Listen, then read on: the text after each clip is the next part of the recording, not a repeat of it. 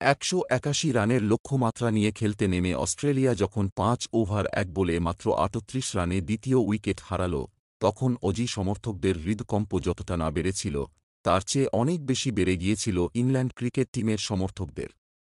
কারণ এই ম্যাচের উপরই নির্ভর করছিল বাটলারদের বিশ্বকাপ ভাগ্য। কোনো ক্রমে স্কটল্যান্ড অজিদের হারিয়ে দিলেই বিশ্বকাপ থেকে পাত্তারি গুটিয়ে দেশের বিমান ধরতে হতো ইংল্যান্ড ক্রিকেটারদের। যাই হোক, শেষ পর্যন্ত সেই অঘটন ঘটেনি। স্নায়ুর চাপ সামলে স্কটিশদের হারিয়ে দিল অস্ট্রেলিয়া। প্রথম ম্যাচে বিপর্যয়, তারপর স্কটল্যান্ডের বিরুদ্ধে ম্যাচ বৃষ্টিতে বাতিল।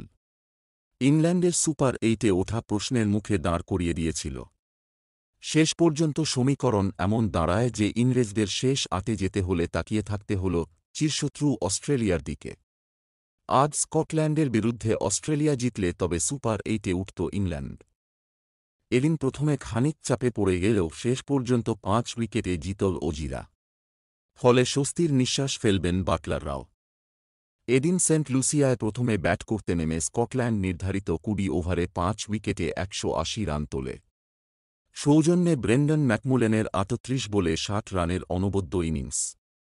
ওপেনার মুনসি ২৩ বলে ৩৫ এবং অধিনায়ক বেরিংটনও ৩১ বলে ৪২ রানের ঝকঝকে ইনিংস খেলেন।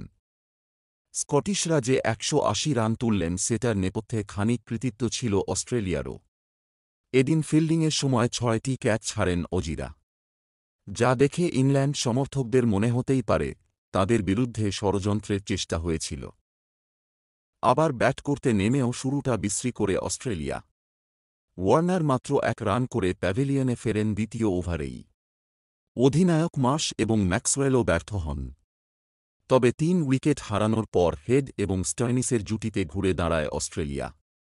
হেড ৪৯ বলে ৬৮ রানের দুর্দান্ত ইনিংস খেলেন। স্টয়নিস ২৯ বলে করেন ৫৯ রান। শেষদিকে টিম ডেভিড ১৪ বলে ২৪ রান করেন। শেষ ওভারে গিয়ে অস্ট্রেলিয়া ম্যাচটি জেতে ৫ উইকেটে।